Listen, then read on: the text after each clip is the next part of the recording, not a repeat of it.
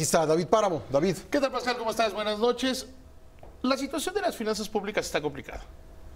O sea, hoy Bancomer decía que la economía mexicana crecerá este año 1.4%.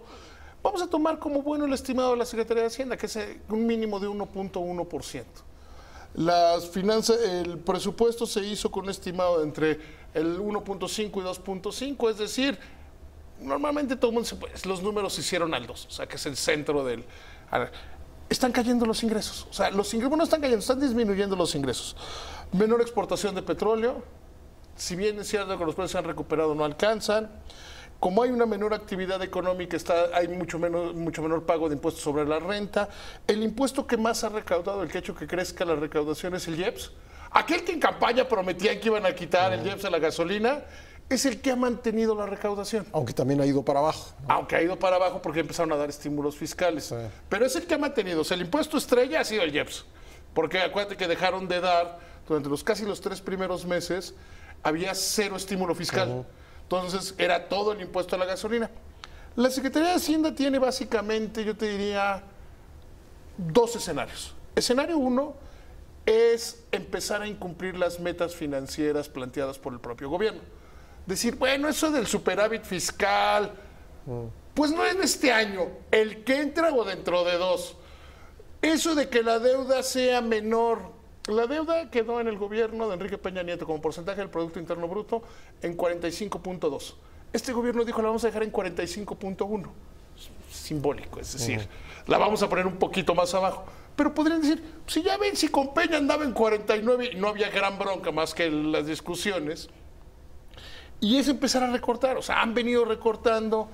Romo, con todo y la grilla que trae con el secretario de Hacienda, que trae un pleito con el secretario de Hacienda, pues dijo, va a haber un recorte. La Secretaría de Hacienda dijo, no va a haber un recorte. Lo que estamos haciendo es ajustar el dinero, viendo dónde hay dinero, y lo han repetido tanto el secretario de Hacienda como el subsecretario de Hacienda, al decir, a lo mejor algunos programas se van a retrasar, a lo mejor en algunos vamos más despacio. Los prioritarios siguen, pero vamos a ser más cuidadosos con el gasto.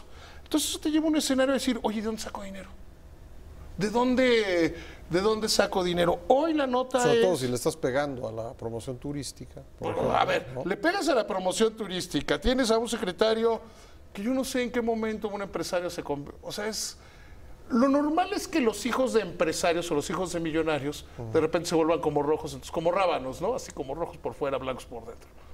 Torruco, yo no entiendo en qué momento se convirtió en el peor enemigo de la... Porque él es empresario turístico. Si vas a poner un empresario turístico, a lo mejor, ¿por qué no ponen a Vidanta? A los de Grupo Vidanta, que sería mejor secretario porque él está en la promoción, en el crecer, en sus yates, en sus condominios, ya es que ya consiguió el contrato para desarrollar las Islas Marías como una zona turística. Bueno, pues a lo mejor deberíamos tener más un secretario de ese tipo, más promotor, y no uno que se va a pelear. Porque eso es recaudación. Los empresarios le dicen, oiga, necesitamos dinero para promoción. El presidente del sector turístico le dijo, señor presidente, el que no enseña no vende, necesitamos dinero para la promoción. Piden dinero para la promoción y Torruco dice, yo ya voy a los empresarios a pedir dinero, ¿y por qué no sacan dinero? Pues porque finalmente no va a servir eso que están haciendo, que de quitarle el Consejo de Promoción Turística y decir, no, pero ahora el personal de las embajadas, como si no tuviera nada que hacer, también va a promover el turismo, como si no tuviera nada que hacer el personal diplomático mexicano, ¿no? Porque es lo que están haciendo. Y como si esa fuera su especialidad. Tampoco... Sí, o sea, les vamos a enseñar a promover el turismo. Sí, está bien, hagan lo que quieran. Entonces, la Secretaría de Hacienda está pensando en algunas opciones de recaudación. Básicamente mencionó 3 Arturo Herrera, el subsecretario. Uno es volver el predial. Uno de los grandísimos atrasos en este país es el cobro de predial. Tomabas el tema del tianguis turístico. Cuando, de acuerdo con el gobernador de Guerrero, me decía el año pasado, que se recaudan por la zona hotelera de Acapulco, la que está pegada al mar, 500 millones de pesos. Es un absurdo. Porque a los presidentes municipales no les gusta cobrar el impuesto predial. Del impuesto predial, que debería ser el 1.3, 1.4% del PIB, solo se recauda el 0.2% del PIB. Paga predial casi el que le da la gana. Porque a los presidentes municipales y a los alcaldes no les interesa. porque tenemos un sistema fiscal que ellos estiran la mano, les dan dinero, con eso cubren, y para qué eso de andar trabajando no es lo de los presidentes municipales. Lo que planteó Hacienda a los legisladores, a sus legisladores, es ¿por qué no volvemos el predial un impuesto federal? Lo cobra el SAT y les paga una comisión a los municipios por la recaudación. Creo que es una buena idea, porque no estamos recaudando. Una segunda idea que plantean es que aplicaciones como Uber, Netflix, todo lo que es streaming y tecnología que empiecen a pagar impuestos, lo cual es correcto porque en el mundo todas esas aplicaciones pagan impuestos. De hecho, las propias empresas de televisión de paga ya habían dicho, oye, es injusto que Netflix, bla, bla, bla, bla, bla, todas esas, porque decir streaming como que sería menos claro, ¿no? No paguen impuestos y nosotros sí. Y si te lo llevas a, oye, ellos no solo no pagan impuestos con relación, por ejemplo, a la televisión abierta, ellos no pagan impuestos y tampoco tienen tiempos oficiales, que los tiempos oficiales son un costo, porque en el menos malo de los casos te quitan tiempo de comercialización. Entonces, hay esa cosa. Y la tercera es regresar al debate de la tenencia, que yo creo que es un gran debate. Si tú recuerdas, de pronto se creó el mito de que la tenencia era un impuesto injusto, maldito, malvado.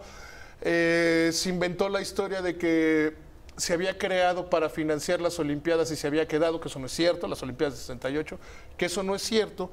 Es un impuesto verdaderamente bueno. ¿Quién tiene vehículo? ¿Quién tiene más dinero? Es un impuesto además progresivo. Entre más rico eres, más impuesto pagas. Y así sucede en Estados Unidos y en los países desarrollados. Si tienes más vehículos, pagas más impuestos. Lo que se hace cuando se crea todo este mito populista de que hay que quitar la tenencia, porque fue una promesa de campaña, se quita la tenencia y se vuelve local. Y se genera un verdadero desorden. Vemos, por ejemplo, que en la Ciudad de México los carros, especialmente los carros más lujosos, tienen placas de Morelos, que no es ilegal, porque es arbitraje regulatorio y no es ilegal. Pero es justo que los vehículos más caros paguen, vean cómo se van al otro lado a pagar tenencia. Y que no se pague tenencia. Yo creo, mira, si yo fuera el que diseñara las políticas públicas en este país, pondría el ISR lo más cercano a cero y cobraría impuestos al consumo muy elevados. Porque finalmente quien consume más es quien tiene más dinero. Quien tiene más dinero es el más rico. Quien tiene que pagar más impuestos es el más rico. No quieres pagar impuestos, ahorra. Y el ahorro promueve el país. Así evitas la evasión que hay, por ejemplo, en el sector informal, ¿no? Claro. ¿No? Porque finalmente, digo, con esto de la tenencia, pues siguen pescando en el mismo charco. Les podría dar 120 mil millones de pesos, Pero siguen pescando en el mismo charco en lugar de ampliarlo, ¿no? A ver, la solución final, la solución correcta, lo que pasa es que en materias fiscales nos perdemos. ¿Cuánto tiempo perdimos discutiendo el IEPS? Y cómo Morena lo usó como un lema de campaña. Vamos a bajar la gasolina porque vamos a bajar el IEPS. Y cuando les dieron las cuentas dijeron, no solo no lo vamos a bajar, le vamos a quitar el estímulo. O decir, si vuelves la tenencia federal, a mí me parece un impuesto justo. Que quien tiene carro, es como el IEPS a la gasolina. Si el 30% más rico del país consume el 70% de la gasolina, pues es justo que la paguen más cara. Si el 10% más pobre consume menos del 1.5 de la gasolina, pues no los dañas. Aquí tienes un carro más caro, pagas más tenencia. Tienes más carros, pagas tenencia. Y es un impuesto que ojalá avanzara, porque sí tienen razón, es el mismo charco. Pero ahorita lo que tienen que buscar es, aunque sean los charcos, aunque sean los fonditos de las botellas, ¿cómo le hacen? Porque lo otro es perder el orden. Si tomaran la opción el gobierno mexicano, la Secretaría de Hacienda, decir, oigan, pues sí, vamos a aflojar, eso del superávit mejor no. Eso, en ese momento, ya no solo será revisión a la baja, en ese momento ya no será revisión a la baja el grado de inversión. México pierde el grado de inversión y se pierde la confianza en el país. Y la otra sería, pues, se tienen que esperar 3 años porque así lo prometió el presidente. No aumentar impuestos. Sin cambios fiscales. Aquí está en el borde, No es está en el borde. Si fuera soccer la llevarían al bar, pero... Sí. Pero pues bueno, ya está tirada y yo creo que es preferible mantener el orden en las finanzas públicas, Pascal. David, gracias. Que te vaya muy bien. Hasta luego.